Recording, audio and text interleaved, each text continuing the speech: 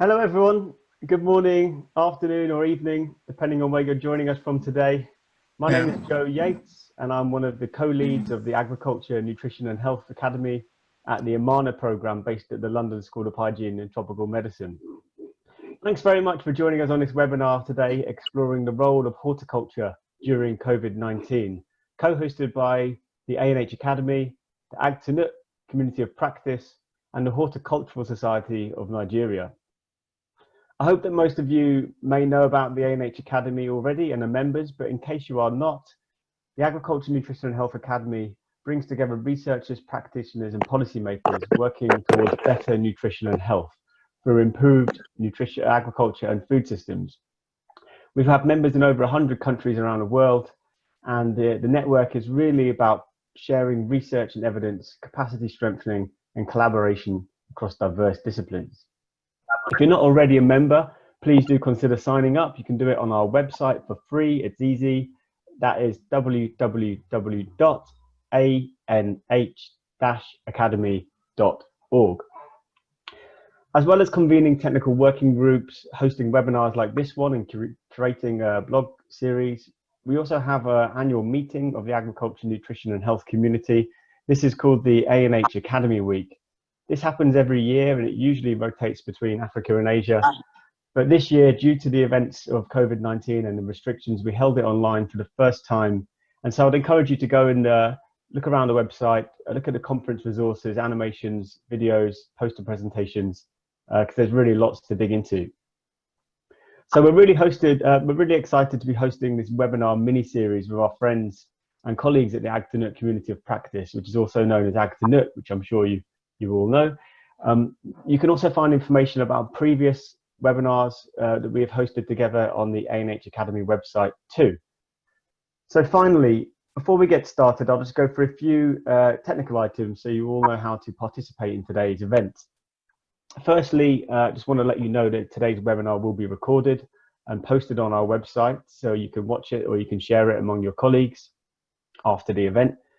All participants have been muted, but please use the chat function to introduce yourself. Let us know your name, where you are joining us from, and the organization you work with. Please also think about renaming yourself in the Zoom call with a name that you would like people to use. Often when you enter Zoom, it gives you a different name, or you may have put in a shortened name. You can also note which organization you work with and where you currently are, if you like. You can access the chat box by clicking on the chat button at the bottom of your Zoom window. Later in the session, we're going to open up to the conversation with a question and answer session. So if you have questions, we'll invite you to share them in the chat box throughout the sessions as and when they come to mind. You can send your questions at any time and we'll do our best to raise them during the Q&A session. If we have time, we may also ask you if you'd like to raise your hands during the Q&A, and you may be able to ask your question using the audio function. If at any point you have any technical issues, please do check your audio settings and your internet connection. And if you get lost outside the webinar somehow, please try to reconnect using the same link that you came with. So that's all from me for now, I'd like to hand over to Anna Herforth to tell you a bit more about Ag2Nut and the webinar. Over to you, Anna. Thank you so much, Joe, and thank you to the whole ANH Academy team. This is a really good partnership to have, as Joe was explaining about ANH Academy, helping to share what's out there. As most of you who have joined known, Ag2Nut has been a 10-year community joining people on linking agriculture and nutrition around the world. With about 7,500 members currently. And so I assume most people on the call here are in Ag2Nut, but there are links in the chat box in case you are not. This is a really special webinar and discussion because it really showcases how ag and nutrition linkages are really present and interest is growing around the world, and the link that we have with ANH Academy, because 2 years ago at ANH Academy Week in 2018 in Accra, many people there from Nigeria had voiced an interest to form a Nigeria Ag2Nut community. So this is today the very first webinar of an Ag2Nut national subgroup. So Ag2Nut Nigeria is, has proposed and organized this webinar of the topic of interest in, I would say, not only Nigeria, but also in the region. And we're really happy to be supporting the first kickoff webinar of Ag2Nut Nigeria. And I'd like to introduce one of the coordinators of Ag2Nut Nigeria, Usman Ibrahim, who is here to introduce today's speakers. He is also co-coordinating the community with Olutayo Adeyemi and Rachel Kwakwasia. And we're just really happy to partner with you and be able to share the ideas and the speakers that that you wanted to bring together, not only for Nigeria or the region, but really globally. I think this is of interest. So thank you for pulling it together. And over to you, Usman, to introduce the speakers for today. Thank you, Anna. I'm grateful for the opportunity. Just to also add, we have currently 82 members. The subgroup, Nigeria subgroup, we have 82 members. And I'm happy today to introduce to you the speakers. We have 3 speakers. The first is Caleb Olanikpekun from World Vegetable Center. He is going to focus on the role of vegetables. Dr. Henry Akintoye from the National Institute for Horticultural Research, Ibadan, who also is the immediate past president of Horticultural Society of Nigeria, is going to speak on the role of fruits. And then we have the last speaker, who was the best poster presenter in the last ANH Academy, which is Shirley Ejo from the University of Ibadan. She's also going to speak on the role of spices in the as the nutritional role and food security roles of this horticultural crop will be fully discussed by the presenter. I want to thank you for giving us the opportunity to start this group in 2018 in Accra, Ghana. And I hope that at the end of this webinar, we will have more members. Thank you very much. I want to hand over back to Anna and Cecilia. Thank you for supporting the Nigeria subgroup. Now over back to you, Anna. Thank you. Thank you so much, Usman. And I think without further ado, we will begin with the first presentation by Dr. Henry Akintoye from the National Horticultural Research Institute in Ibadan.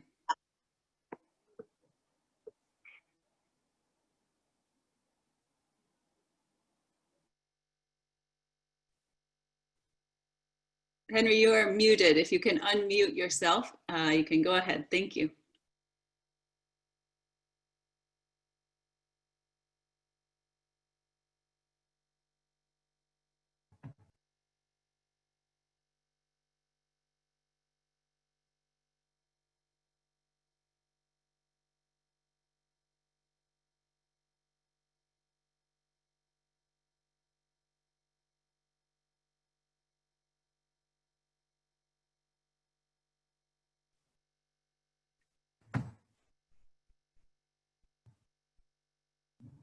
Hello, can you hear me now? Yes. Aha. Thank you. Good afternoon, everyone.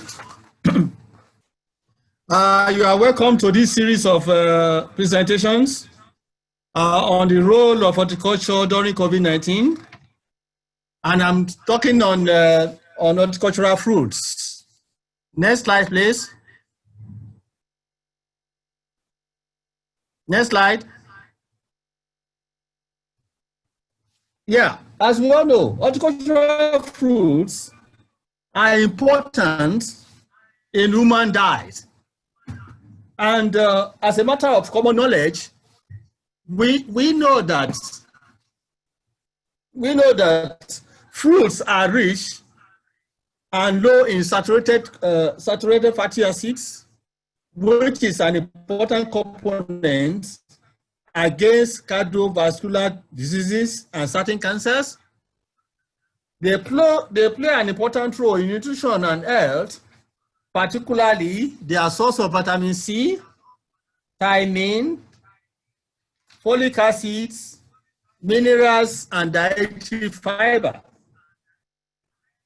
Other vital nutrients are also supplied, include riboflavin, zinc, potassium, calcium, and phosphorus.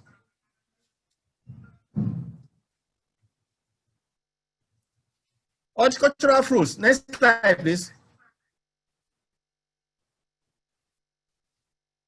Next slide. Yeah.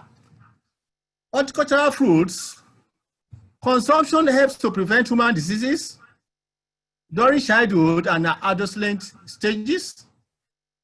Fruit intake has been known to have positive effects in terms of weight management and obesity prevention. Adding more fruits to a healthy diet is one possible pathway to reduce blood pressure. Can you go to the next slide, please?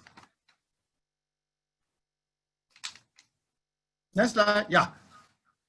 The global pandemic, coronavirus disease, COVID-19, is an infectious disease caused by a newly discovered coronavirus strain. Most people who fall sick with COVID-19 will experience mild to moderate symptoms and recover without special treatment. The chance of early recovery is tied to having fortified immune system that horticultural fruits can provide. Next slide. Next slide, please. Yes, I will base my contribution today. I will be focused on about 6 fruits, that is banana, citrus, papaya, soursop, pineapples, and mangoes. Next slide, please. Yeah, I will start with bananas. As we all know, bananas are very nutritious and also a high convenience snack food. They are rich in fiber, antioxidant, and several nutrients.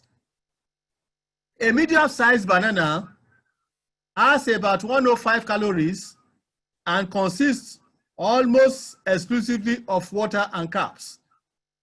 They are rich in potassium and magnesium, 2 minerals that are essential for heart health, especially blood pressure.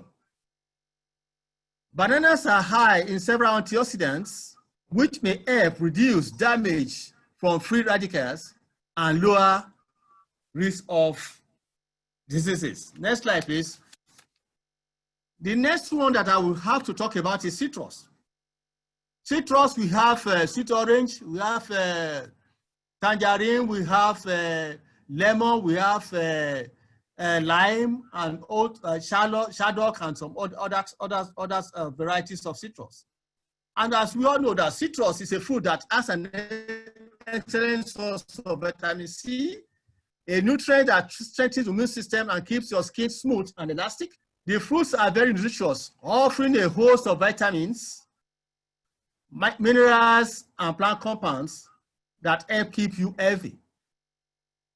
They are good sources of soluble fiber and helps to lower cholesterol and aid digestion.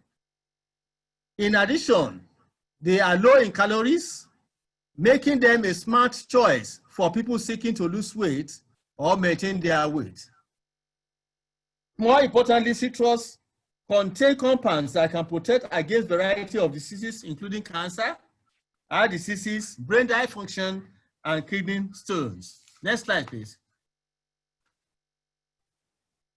Papayas, that is popularly known as called by among our locals here, contain heavy antioxidants known as carotenoids, particularly lycopene.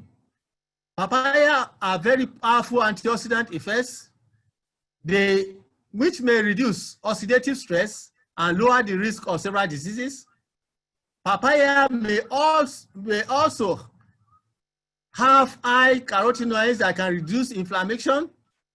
They also contain a trace amount of calcium, magnesium, vitamins B1, B3, B5, E, and K, and all these are important to boost the immune system that fight against disease among human beings. Next slide, please. Soursop.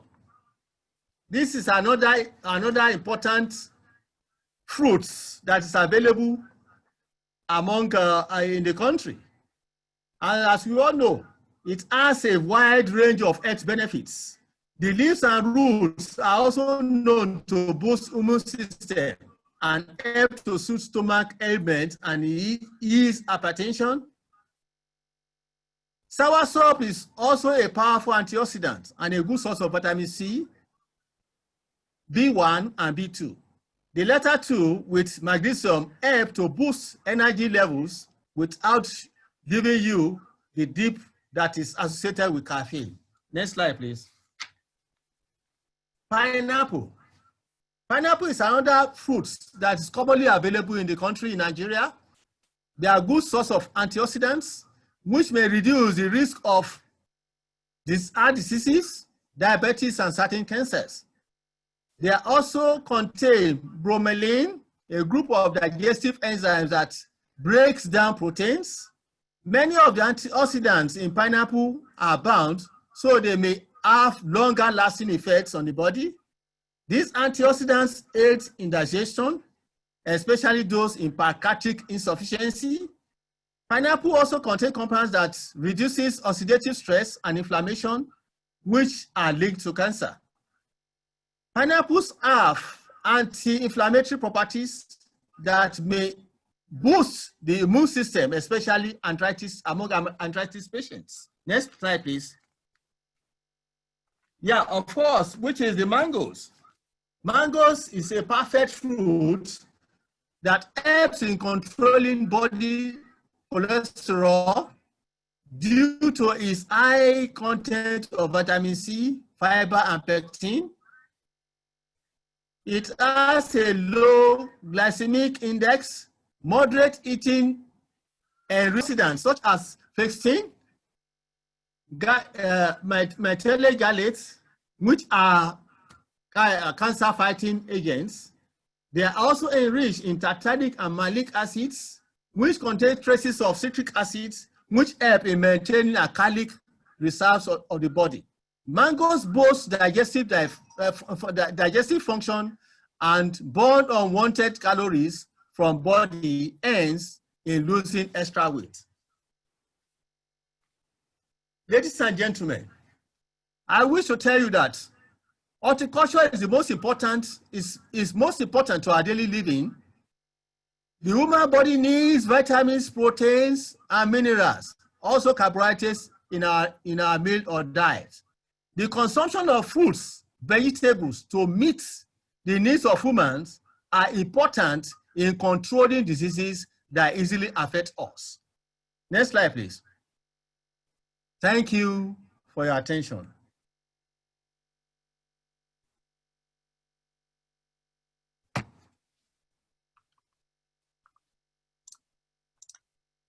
Thank you very much, Henry, for sharing an overview of some important qualities of fruits that are common in Nigeria.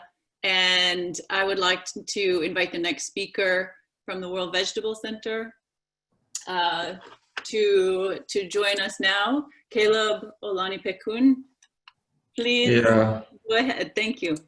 Thanks, Anna. I hope you all can hear me. Yes. Yeah. Okay.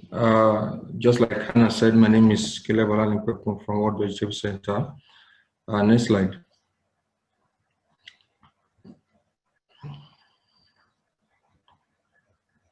Okay, so I'll just be going through this following outlines. Next slide. So just to give us a brief of World Vegetable Center. World Vegetable Center was established in 1971 as Asian Vegetable Research Development Center.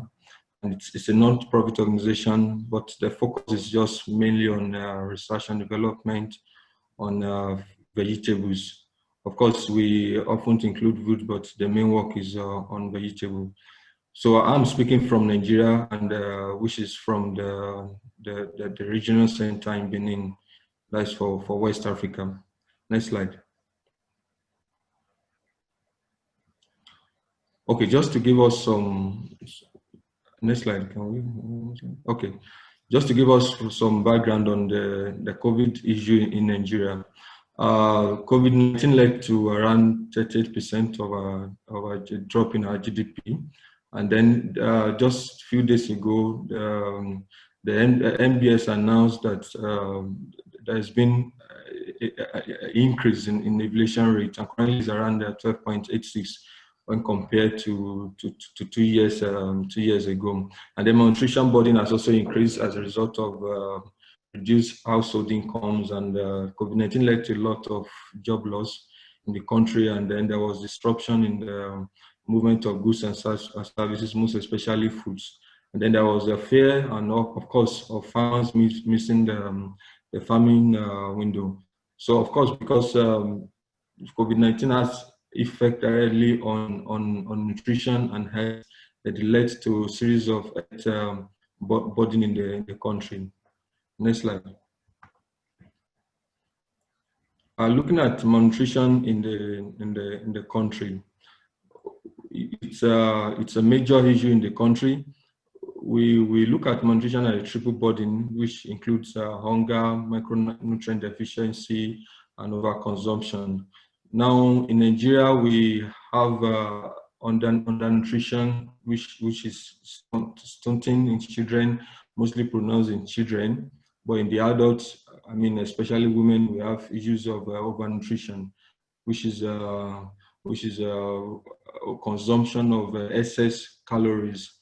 Then micronutrients in children has also grossly increased the rate of anemia, especially in children among less than 5 years old. But according to the Feed the Future report, the poor dietary quality is a universal problem in Nigeria. Then if there is a kind of diversity in consumption of food, we hope to see that there will be a change in the nutrition status of the country. Next slide.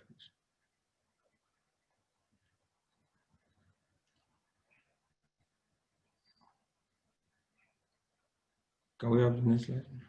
Okay, so this graph projects the consumption pattern in the country, in the rural and urban area between 2012 and 2015.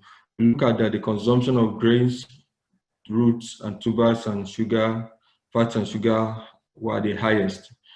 Looking at vegetable in comparing to the WHO standard and the Eat Lancet standard, when you compare together, you discover that the consumption of vegetables is very low, whereas the consumption of other staple crops is very high, and hence the reason for high report of malnutrition in the country. Next slide.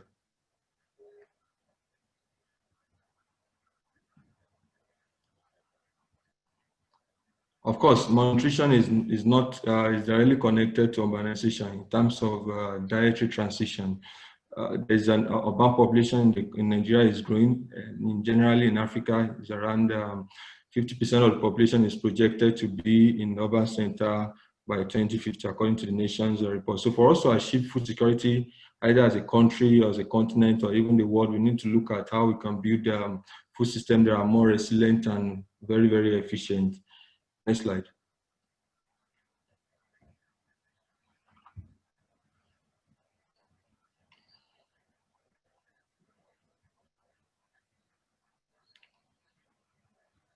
Okay, looking at malnutrition and then the importance of vegetables in dietary diversification.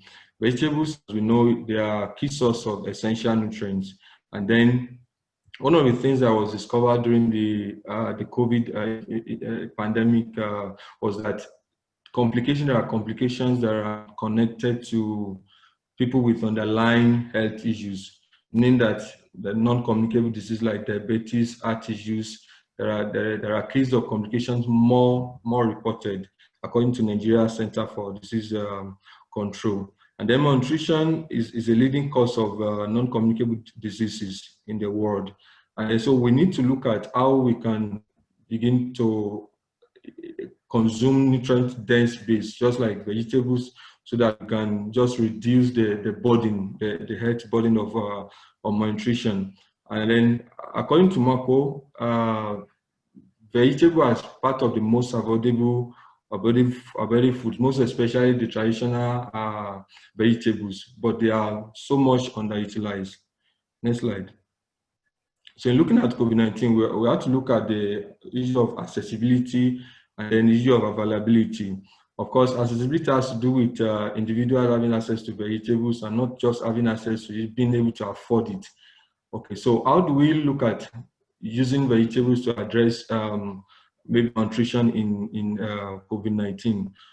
First, we want to look at undernutrition. It consists of micronutrients. So having micronutrients and phytochemicals, they can complement other staple foods so that the nutritional goals can be achieved. Also in overnutrition, obesity now is a growing concern in urban world, in urban areas generally. And then we see issues like diseases like diabetes and heart diseases increasing. So consumption of fruits and vegetables, while complementing it with other staples can help to ensure a kind of balance in food in nutrition.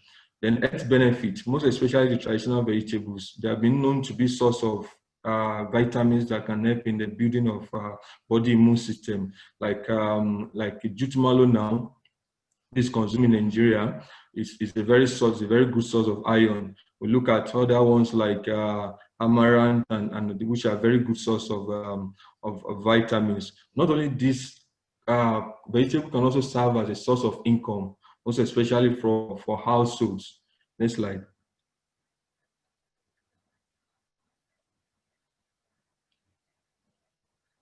Okay, yeah, this table shows the vitamins and nutrients in different vegetables, and it highlighted vegetables, most especially traditional vegetables, that are very high and dense in nutrients. The red indicates the red numbers indicate the volume or the grams or the volume of nutrients in those vegetables. This is in compared to global vegetable and exotic vegetables like tomato and cabbage. Next slide.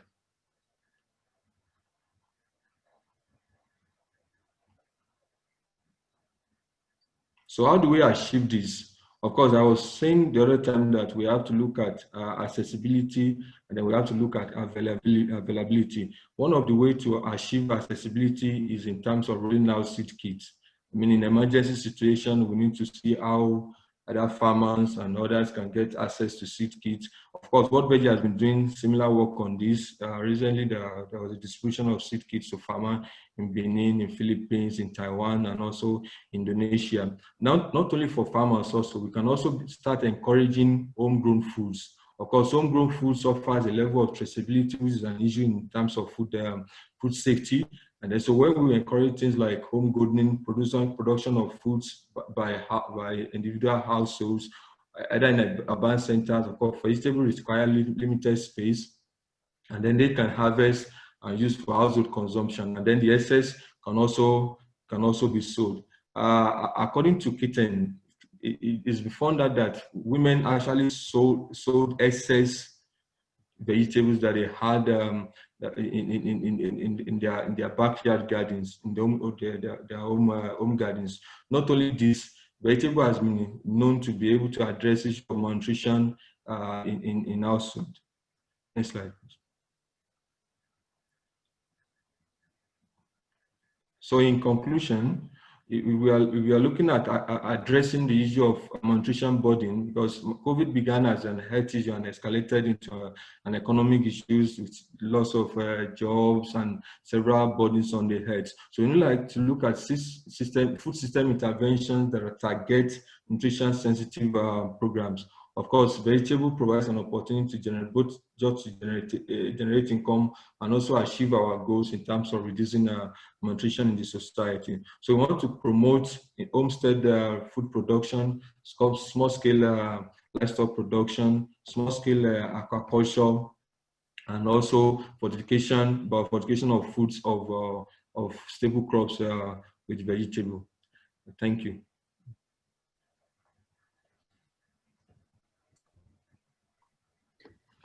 Thank you so much, Caleb, for sharing some of the work that World Veg is doing in the region to make vegetables more accessible to people and the importance of vegetables in the diets. There's some questions coming in we'll get to after the final presentation by Dr. Shirley Ejo, who is joining this webinar because, as Usman mentioned, she was the poster winner from this year's ANH Academy on vegetables in Nigeria, and she will be focusing on spices during this presentation. Over to you, Shirley. Hello, can you hear me? Yes. Can you hear me? Yes. Yes. Okay, thank you very much. I'm happy to be here. Thank you for inviting me to join this webinar. And I'll be talking on the nutrition and health benefits of spices. I mean, just giving an overview of their importance during and after post-COVID-19, because we have actually left a very active phase, and right now we're trying to cope with a lot of things. And like the last speaker said, it started as a problem, a health problem, now is an economic problem. So, and because of that, a lot of people have a new appreciation for plants, especially spices and herbs. In reviewing the literature, spices and herbs were either used interchangeably or always went together. So people are beginning to look more to plant foods. And this is because of the benefits that they have in terms of nutrients and other bioactive components from spices and herbs. And then they are now being given attention by so many people in order to treat COVID-19 illnesses or even like ameliorate some symptoms like common colds, cough, sore throats, and so on. And because people believe in their health benefits, even the attention of nutritionists and researchers have also been drawn. And I know that's why we're looking at it today, one of the reasons. Please, the next slide. So this is the outline I'll be looking at. Next slide.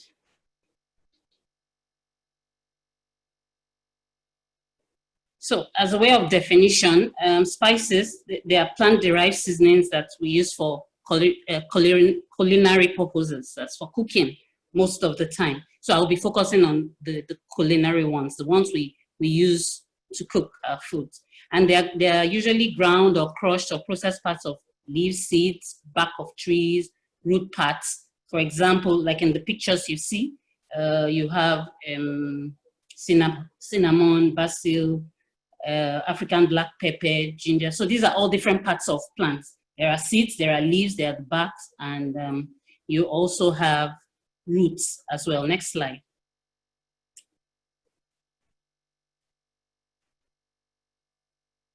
So when we talk about eating healthy, many people think you want to confine them to eating uninteresting food and tasteless food. But that's where spices come in. They help to flavor our foods and make them more interesting. And healthy eating doesn't mean eating tasteless food, as it were. So spices, including culinary herbs, will help us to, they help us to improve the flavor of our food. And these things have been used they're used by different cultures from the world over, and they occur in different flavor, color, and aroma. And when they enhance the flavor and aroma of foods, and they improve the organoleptic qualities, and that's what makes food interesting to eat. And a lot of them are also used for stimulating appetite and making food more visually appealing. And even sometimes when you add them to meals or beverages, they help to mask some taste that you may not like. For example, if you make green vegetable smoothies, people may not like the underlying taste of the raw vegetables. But when you add spices, maybe something like ginger, for example, it kind of masks the taste and make it taste better. So that way people are able to eat or take such foods like fruits and vegetables even more when we add spices to food. Please, the next slide.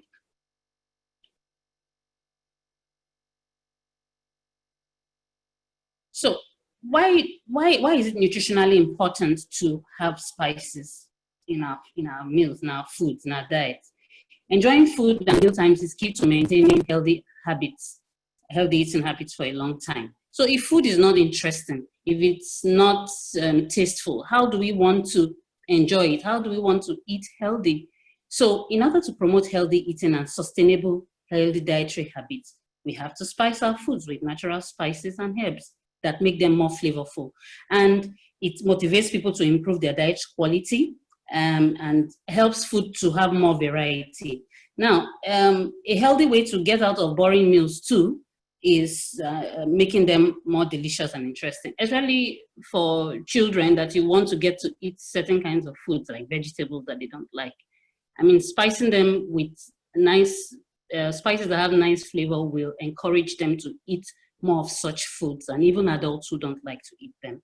And in addition, they contribute to a wide range of nutrients and health benefiting non-nutrient bioactive compounds, the antioxidants, which are as a result of polyphenols and flavonols present in them. So they also have been reported to have important pharmacological and medicinal properties. Over the years, apart from the culinary uses, many folk, ethno-medical persons have used this to treat ailments. And we also find that when you use spices, these natural spices in our food, it helps you reduce the amount of salt and other artificial synthetic additives that we want to put in during our cooking. And so that way, the issue of predisposing the bodies to non-communicable disease that excess of the use of this synthetic and seasonings cause will be reduced. The next slide, please.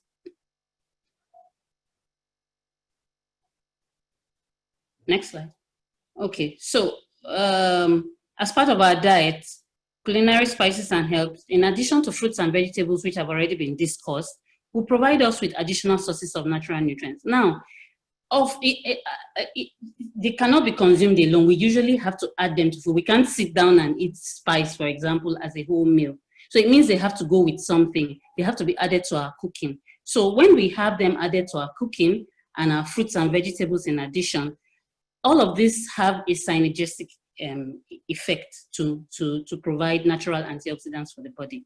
And based on the literature, they can also provide people with, protect us from acute chronic diseases because of the high antioxidant activity. And this is related to the phytochemical contents, that's the polyphenols and the flavonoids found in them, because those are the things that actually confer these flavors, aroma, and color that they have.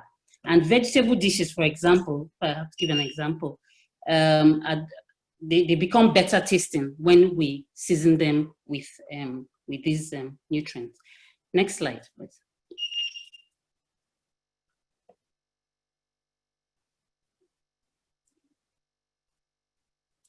So some spices found locally and their perceived health benefits. Well, perceived health benefits because many of them have not been, there are no confirmatory researches, but they have done rat studies, and even in ethnomedicine, they use these things. So, and they have worked for people who report that, okay, having taken them, they have helped them to relieve certain disease symptoms. So the literature has identified there are bioactive ingredients, like I've said before, that confer the perceived health benefits, the polyphenols and the flavonoids. But even more so, there are other health benefits. Many have talked about the anti-inflammatory benefits of them, like in ginger and turmeric. You have some of them have anti-cancer properties, neuroprotective properties, antimicrobial, anti-diabetic properties. Some are used for example, in Nigeria, there are some that are used to prepare certain soups for maybe women who are pregnant or who have just put to bed. All of these things help because they improve the health of the individual. So the above contribute to their perceived health benefits in protecting the body.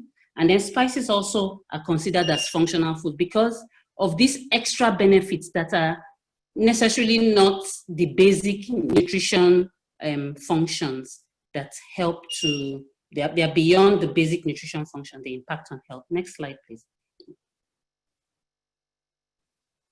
So growing spices in our gardens during and post COVID-19. Now, because of COVID-19 and the attention to plants, a lot of people too had to go back to the basics, looking at plants, trying to plant. I mean, people were told to sit at home. So, I mean, this is a good opportunity to start gardens. The pictures shown are from my garden. I grow some herbs in buckets and sacks. So it's possible to do these things for ourselves. And like the last speaker rightly said, you know, home production is also very important. And you have them fresh, they are easily accessible when you grow them yourself. And interestingly, you can create your own flavor combinations from these spices that suit your own preferences. And all of this will lead to habitual intake in everyday cooking because it helps you to access them whenever you need them.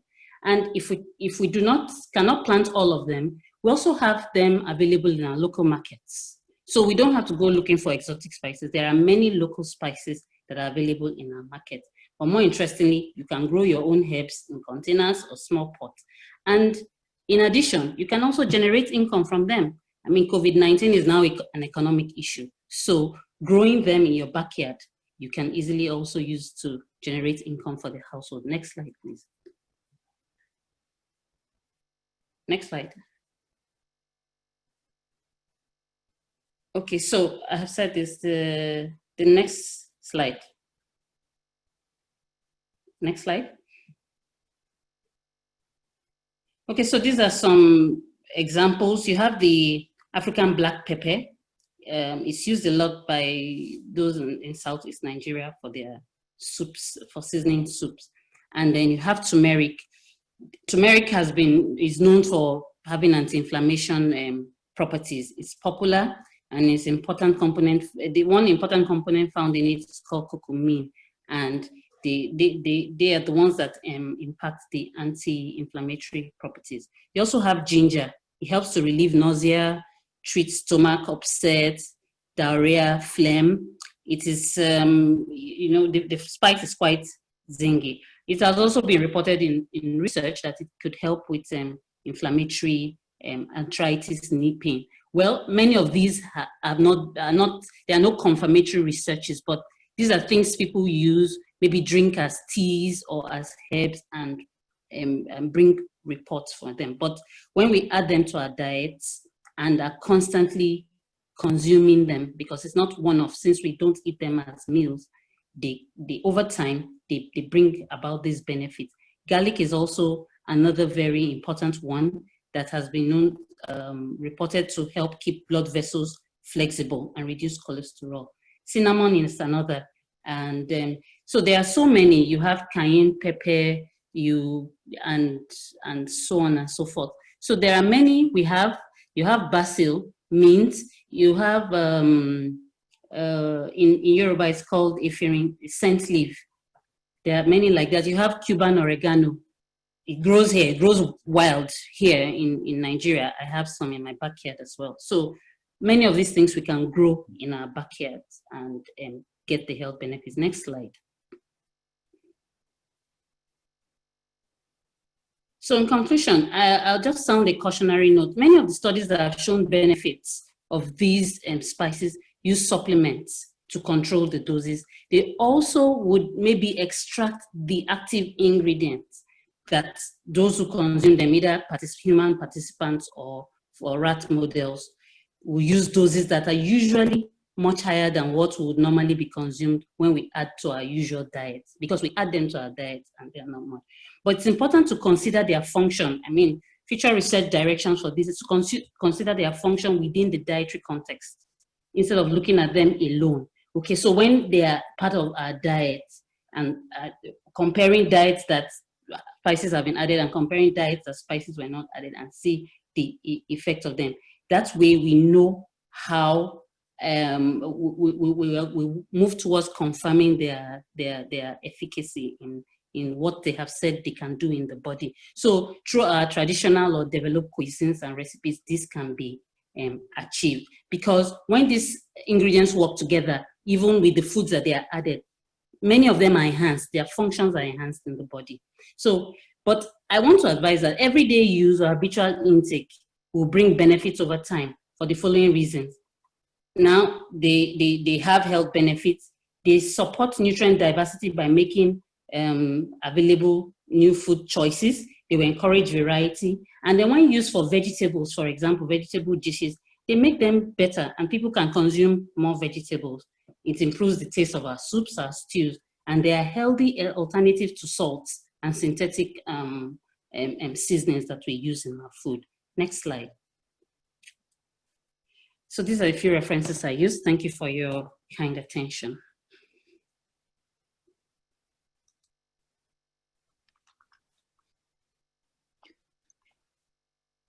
So thank you very much, Dr. Ejo, and to all three presenters. I will now moderate the question and answer session in collaboration with Cecilia Gonzalez, who is the co-coordinator of Ag2Nut, and with the ANH Academy team, who's been compiling all of the great questions that have come in the chat box.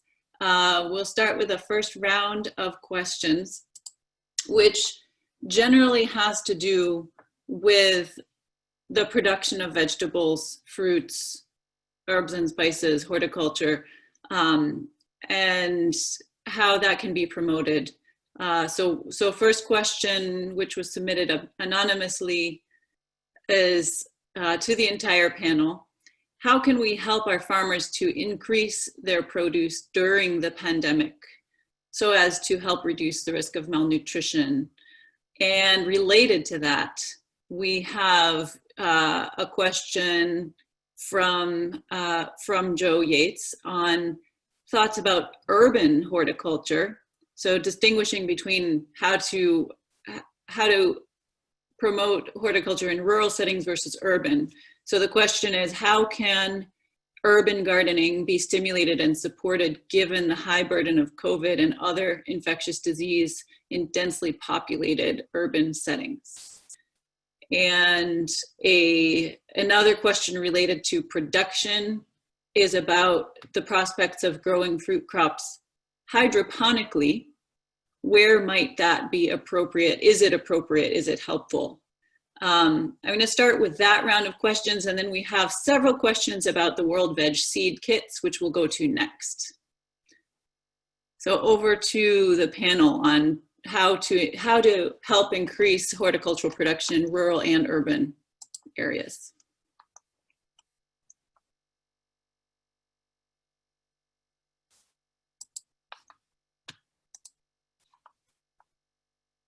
Panelists, make sure you are unmuted. So Caleb, Henry, and Shirley. Yes, go ahead. I think for the urban area, we can look at maybe slightly smart ways to produce vegetables in terms of the use of maybe pots and sacks that can easily be placed near the house, also open spaces within the urban area.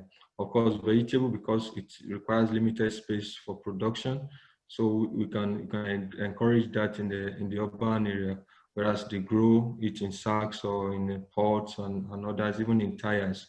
We have different pictures of that we could probably share to encourage that. But I think the basic thing is the access to inputs, because for you to produce any crop, you need the input, and the input here is both seeds, and then you need the technical capacity. So when we go the way of having access to the seeds, which are the inputs, or maybe fertilizer or organic fertilizer or thereby, and then having the technical capacity to do this, then I'm sure that we'll be able to promote that in the urban area. Then for the rural area, it's still almost the same thing, only of course there is access to land where we encourage them to practice a good agricultural practice to boost the production, also connected with technical capacity building. Thank you. Thank you. And how about the question from Dr. Farouk Ahmad Khan on hydroponic production? Maybe goes to Dr. Kintoye. Is this something, you know, Caleb was just talking about inputs and you know, access to inputs as being a key bottleneck in West Africa. Is there any role for hydroponic production? You are muted. Can you please unmute yourself? Okay, can you hear me now? Yes, thank you. Yeah, hydroponics is an important aspect in vegetable production. Is very, very advisable for farmers or would-to-be farmers in urban areas.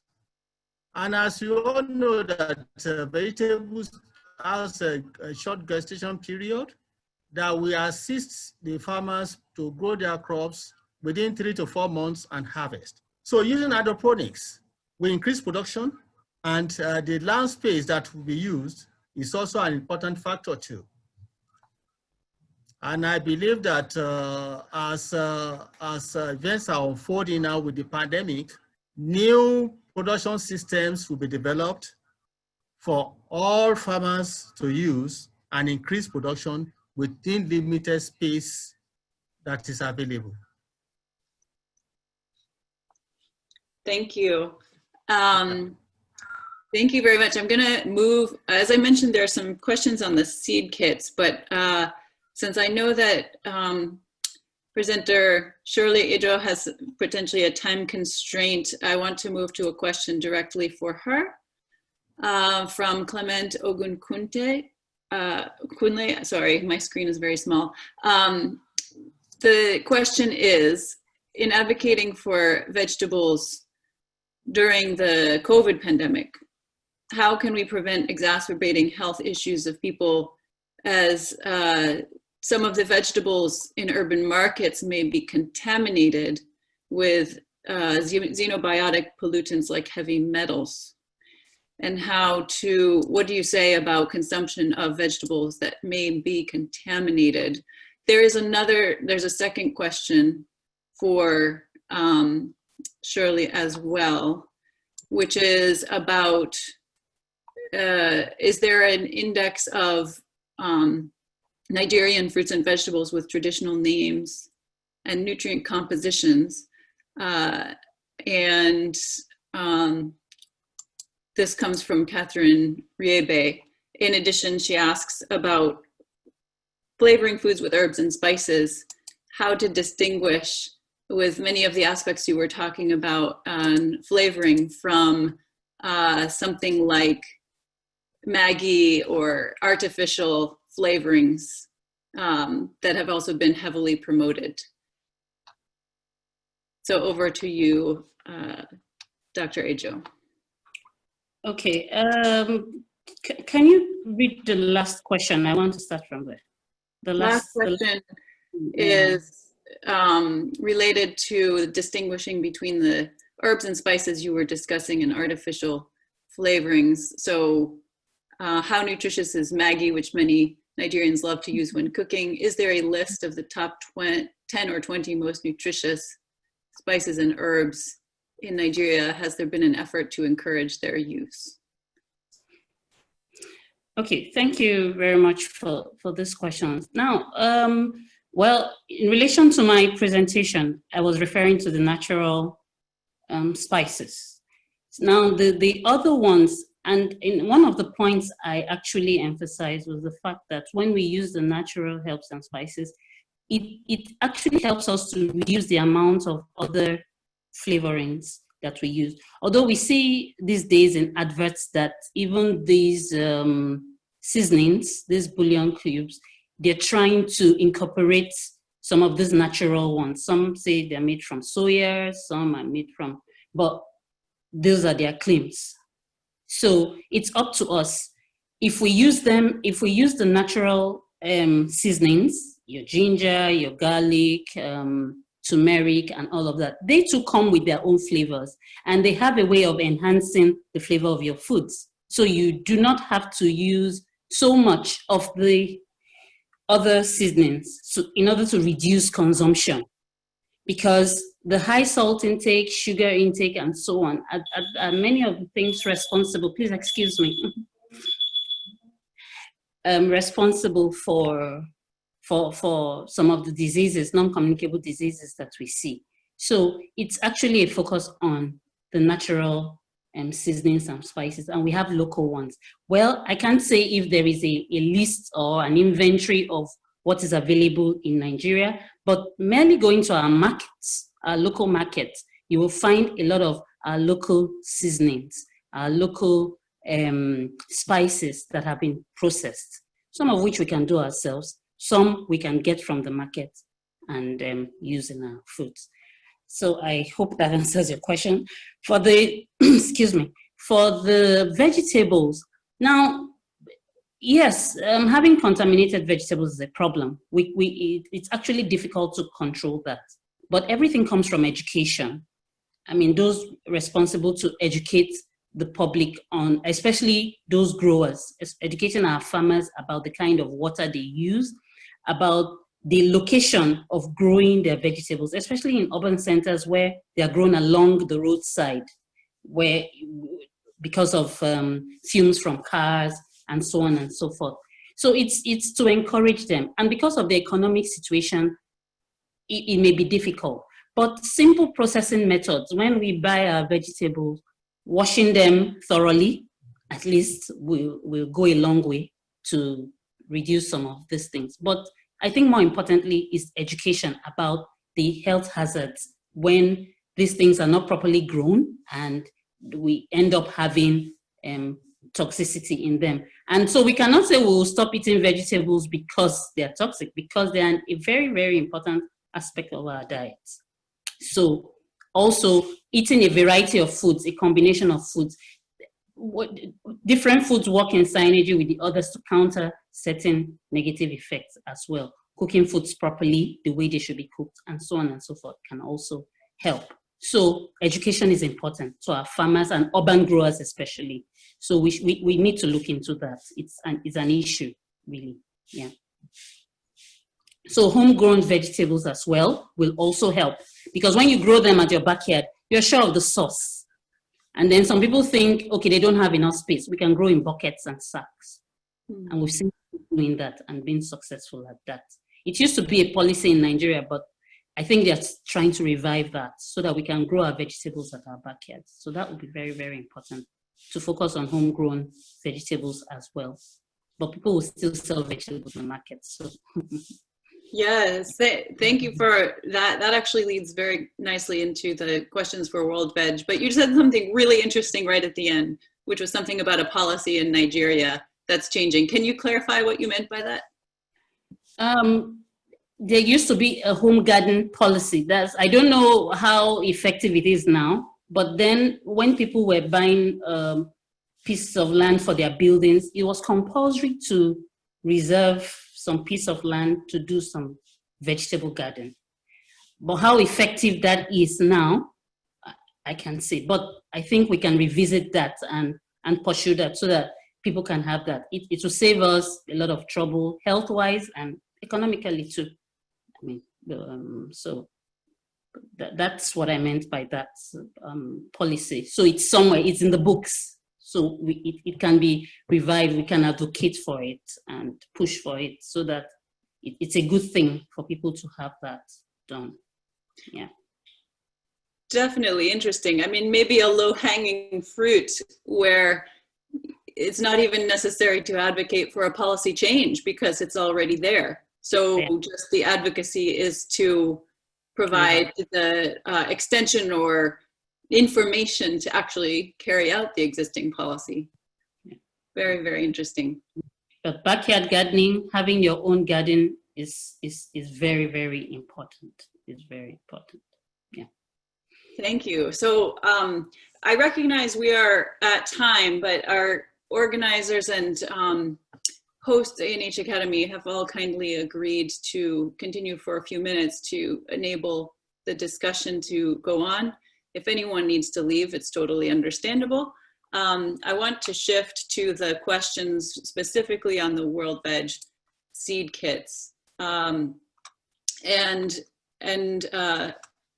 Victor Afari Sefa from World Veg has also written in with some information, so I'd like to invite him to speak on this as well, followed by Caleb. So the questions are, one from Florence Egal. What are the contents of the seed kits? Is there any connection with community seed gardens and local varieties? Then from Rachel Nwakwasi, any thought on collaborating with public-private agricultural extension bodies to ensure that rural farmers have more access and trainings on the use of your seed kits? In which states have you distributed the seeds? So is it just a World Veg effort, or is there coordination with national bodies? And then my own question relates to our last Ag2Nut webinar series, which was discussing the research that I have led on the affordability of nutritious diets, showing that vegetables are very expensive in the market. So it may be important for people to be able to grow them themselves if market access is limiting. And so I was wondering what impact you've seen so far from the home production based on your seed kits. So Victor, I'd like to invite your comments, some of which you had written in, and then turn to Caleb. Okay, can you hear me? Yes, thank you. Okay, so thanks, Anna. Yeah, so on the issue of the seed kits, the contents, this normally varies from location to location, but in most cases it's a combination of traditional vegetables and some of the globally important ones. So in the recent one that we did in Benin Republic, for example, we have an idea of which vegetables are most important. So in Nigeria, for example, I will know it will be ugu and a couple of them. But like I said, if you move to another country, that will be completely different. So we will have some of the traditional vegetables. Some of them are quite global, like amaranth, we run across. Things like jute mallow or kokoros. In Benin, osimum, gratissimum is very important. So we had that one in there. And then also, we had pepper, tomato, onion. So, I mean, some of them, they will grow, of course, for the nutritional purposes. But then in this particular context, we had farmers who had been affected by the COVID, by the fact of the lockdown, because then their produce could not go to the cities because of the lockdown situation. And most of them were in the rural communities, but because of the lockdown, there was no flow of traffic. And so they were not able to sell. And so we had to go in quickly to give them something to recover. And of course, at that particular time, also you look at if it is an emergency seed kit like a COVID, then of course the purpose is different. And if it's a normal project approach seed kit, that's also different. So in this particular instance, we had to provide what was really needed also for their own nutrition and also the situation where they could sell the surplus. So that's a combination in most cases about maybe 8 up to 10 different species of different vegetables types. And then this is actually customized and packed differently. And it comes with a brochure that has this is about how to plant and stuff like that. So yeah, a combination of local varieties and that's the second question on that. Now, collaboration with public and extension systems. Yeah, so in the COVID situation and an emergency where we already have structures, then we do that. But otherwise, in most of our projects, we will normally collaborate either with the private, how do you call it, the NAS partner in doing that. In this particular instance in Benin, there was an IFAD-funded project. So we collaborated with IFAD. Some of the seeds came from our stock. Some came from the IFAD project, which we are also partners. And then we work with them. And that's why you find that, I mean, those of you who have seen on social media, we had the minister himself appearing there during the distribution. And so it's something that was in close collaboration with the government as well in this context. So it depends on the particular circumstances. If there's an existing structure, we can do that. But if it is not an emergency, then there might not be that much time, and we just have to go and then distribute. Like we said, we did this in the Philippines and also in Taiwan and in Thailand, and under very different circumstances. Yeah, collaboration with the private sector also, yeah, we try to invite some of them. What happened was that during the COVID, we just sent out questionnaires about those who were interested and interviewed some key organizations. So some showed interest to work with us, either public or private, who were also thinking along similar lines of helping farmers in the COVID situation. So it depends on the specific sector. If we get a partner, we do that, but if not, then they will have to do that on our own. Yeah, vegetables being expensive and what has been done. Yeah, like I said, that's what we try to do by providing seed kits to vulnerable farmers who cannot. But like I said, it depends. If you're looking at vegetables, I understand in Europe, and this is quite expensive. But now, of course, in most of the countries like West Africa, you go into the rural communities, the traditional vegetables may not be that expensive. You may have issues with things like tomato and stuff like that, because they are basically recycling seeds. So one of the things that we also do is to train farmers to produce and save their own seeds. Yeah, once we provide a technical backstop in there, of course, they can get it at using very low inputs. Most of these traditional vegetables, you don't need high inputs like fertilizers and things. They can basically grow on their own. All that they need is to get improved varieties to complement this. Yeah, and the issue basically comes about by about homegrown food, and I think this is going to increase because you are looking at several issues. It's not just about the safety. The safety is there. The source, because you're talking about human pathogens, you're talking about heavy metals, and also pesticide residues. So homegrown production is going to increase also because of the urbanization, like you saw in Caleb's presentation, talking about 56% of the population by 2050 being urban, and therefore agriculture has to restructure itself such that urban population will be able to support production, not just consumption, but there will also be enough production in the urban centers to be able to support that. So I think there's going to be a lot of direction towards homegrown production, and we do already have some projects on homestead food production along this line. And if anybody needs more information, you can check our website or you can contact any of our staff, and we'll be very happy to collaborate. I've also seen a lot of issues on collaboration as well. So thanks very much for the opportunity. Thank you very much for your inputs. And for everyone here, Victor, can you clarify, are you calling from Benin? What is your position? I am calling from Benin Republic, not Benin City, because you may confuse that in Nigeria, they might confuse with Benin City. So Benin Republic is a neighbor of Nigeria, and that's where we have our regional office. And I'm the regional director. Currently the operations in West and Central Africa, what we call the coastal and humid regions. It covers Ghana, Nigeria, Benin, and Cameroon. So these are the 4 operational countries under my mandate.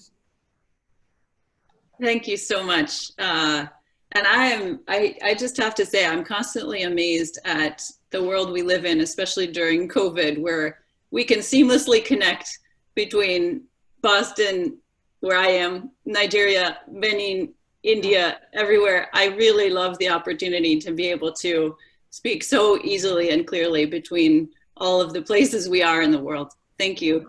Well, and yes, Caleb, did you have anything else to add to this question? I know Victor gave a lot of very comprehensive responses. Yeah, I think he addressed the issue well. I think I'm fine. Wonderful. So I would also like to give the opportunity now for anyone who has their hands raised. So Cecilia Gonzalez has been monitoring, and if you do want to make a comment, please raise the hand. And Usman, also as the coordinator, I see you may want to say something, and feel free, go ahead. Yeah, thank you. I want to thank the presenters for their brilliant presentations. However, I just want to clarify that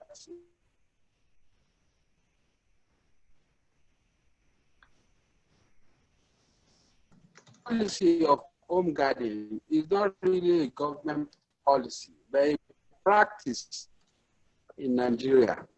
But that practice is gardening. And I think the horticulture with the National Institute for Horticultural Research to the home gardening. We have using sacks, using the bottles, and other vegetables. People are increasingly adopting.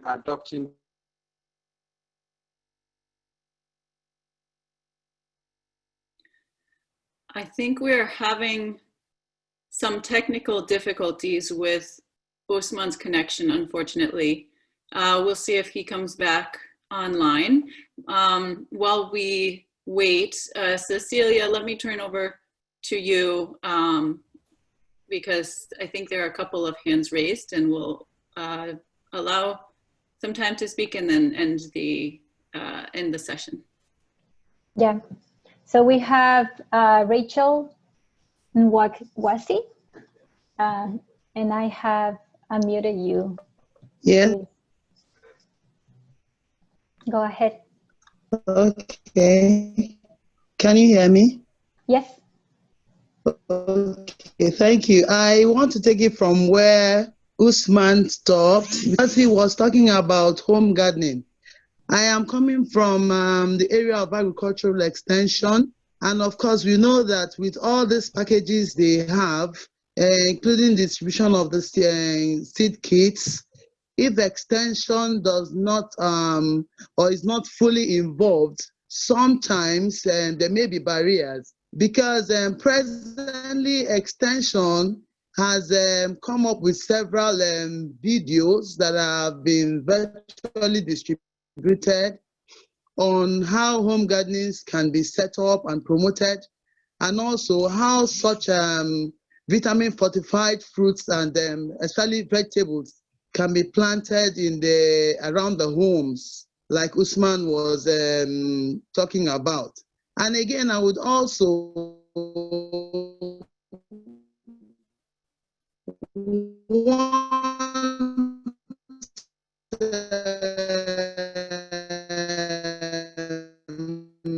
those of horticulture to also look at the production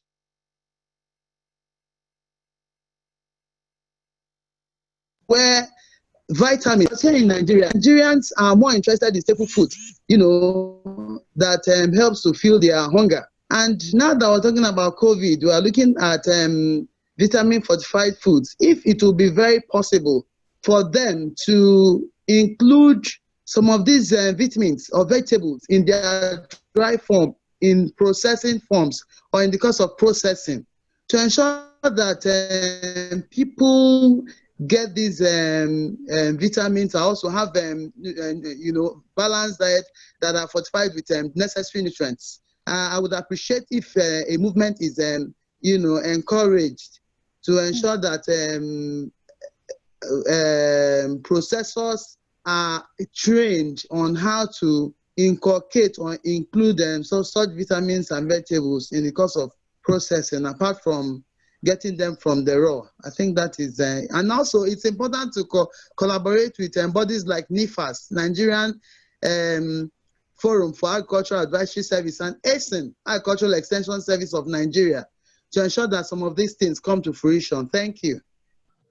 Thank you, Rachel.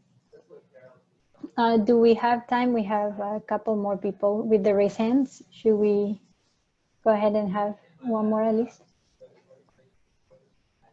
Yes, I think if you can make your comments briefly, we can accommodate a couple of more comments. So next, I will unmute Florence Eagle. Okay, thank you very much. I just wanted to make the comments I made in the chat box, is that We have been talking for years that we need more micronutrients in the diet, that we need more home gardening. And all these policies are there, all those documents are there, but there's also massive experience, in particular from civil society. And very often that experience is not translated into policy work. So COVID, as bad as it is actually probably giving us a good opportunity worldwide to get some of these policies and experience-based practice back on board. And I think it's particularly important that we have it's a great opportunity for having a much more concrete collaboration between agriculture and health at local level. Thank you, Florence. Thank you. And can I just make a comment on that, Florence? I'd like to advocate and encourage the Ag2Nut Nigeria group to think about this. And, you know, this is as we discussed 2 years ago in the formation of the group, it's an opportunity to bring together the agriculture and health communities, but also the different communities of government, academia, practice, you know, community work. So as Florence is saying, to bring together that practice-based experience, and as Rachel was talking about the links with extension and that experience, you know, there's an opportunity for Ag2Nut Nigeria to really discuss how can some of these existing policies be leveraged, and how can horticulture be put forth more strongly and in a more coordinated way to serve the people of Nigeria and more broadly the region. So I would like to advocate for, you know, maybe a follow-up within the Ag2Nut Nigeria group on moving forward with that kind of discussion and coordination. Unfortunately, we have some great people who are co-coordinators to lead that. So Rachel, I hope that you are also on board with this. Hello. Yes. Anna? Yes. I would just, there is also a lot of work being done right now on territorial development and urban-rural linkages, in particular in Nigeria. So I think it would be interesting to get those train of thoughts together. Thank you so much. Thank you. So I think for the sake of time, we have our last person, and that is Uchibe Okon, and you are unmuted. Hello. Can you hear me? Yes. Okay. Good afternoon, everyone. I'll be saying what I typed earlier at the comment box. Now, my concern is actually with the spices. Do we have free choice with regards to its consumption? Do we have anything like too much consumption of spices? And also looking at, you know, we also, not only do we consume plant products this period of COVID-19, we also consume animal products. So do we have any effect of, if we apply these spices on, you know, the food we give to our animals, do we have any effects on the products we'll get as we are consuming them together with the crops? Thank you.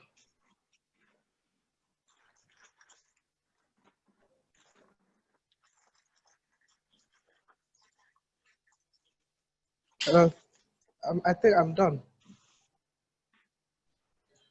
Thank you. Thank you. So we can go for final words from the panelists in response to that question, or any other final words you would like to say.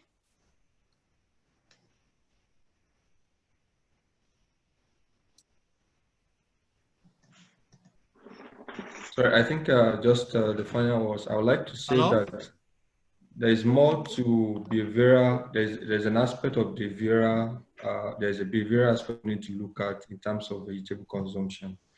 Of course, when we talk about creating awareness about the importance of vegetables, and then we look at the traditional vegetables are readily available in most cases, but they are underutilized.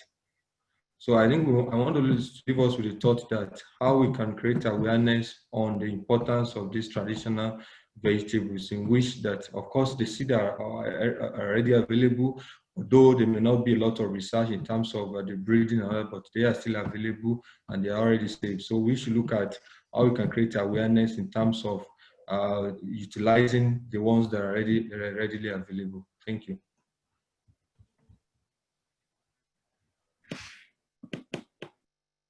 Hello? Yes, Hello? go ahead. Okay, hello? Okay. Go ahead, Shirley. Okay, so about spices. In nutrition, we preach variety, moderation, and balance. So, you know, too much of anything is bad in itself. So sometimes when we know something has a particular benefit, we go all out and we abuse it. And by the time we abuse its use, we get the negative effect of it. So it's important to apply caution and moderation in the use of natural herbs and spices. We use them to season our foods. When they're used too much, some may make the food unpalatable eventually. So, of course, there are synergies when foods work together, when foods are used together. We can't eat spices as they are. They're either taken as teas or so let's apply some caution in using them to make our foods and not abuse their use because we know they have a particular benefit or not. I just wanted to respond to the last question. So there should be moderation in what we do, generally, even in all the foods we eat. And then I also want to emphasize homegrown foods, homegrown vegetables. They're very, very important, especially now. Many people have actually gone back to the basics. A lot of people are doing this already, but we can do better and more. Yeah, thank you.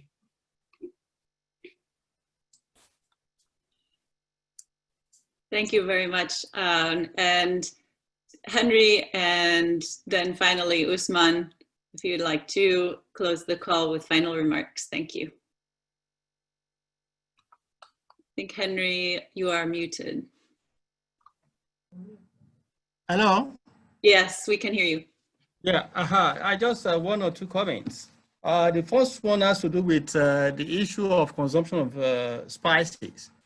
Like the last speaker I've just spoken, too much consumption of garlic, for example, can damage the liver and also can reduce low blood pressure, which are all have very serious, serious health effects on humans.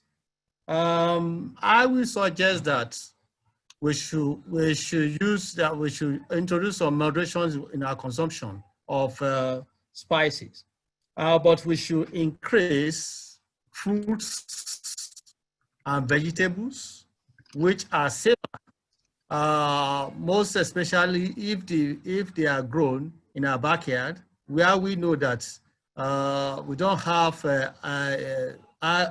heavy infestation of heavy metals that can have residual effects on the produce.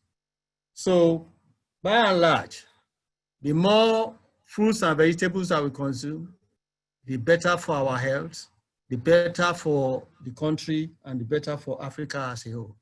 Thank you. Thank you. Thank you. Usman, over to you to close the call.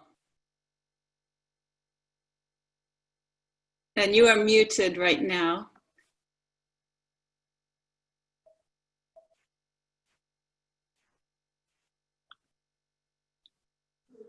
Okay, thank you very much.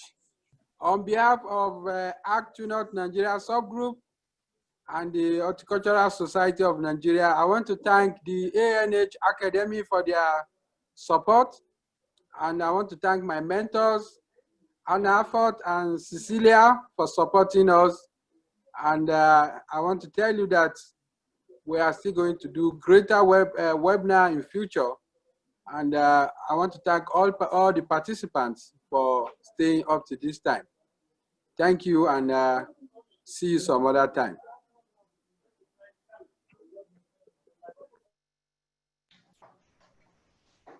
Thank you, everyone. Have a great day. Whatever's left of it. Thanks to everyone for joining and presenting. Thank Thank you, everyone, for joining the presentation. Bye. Bye-bye.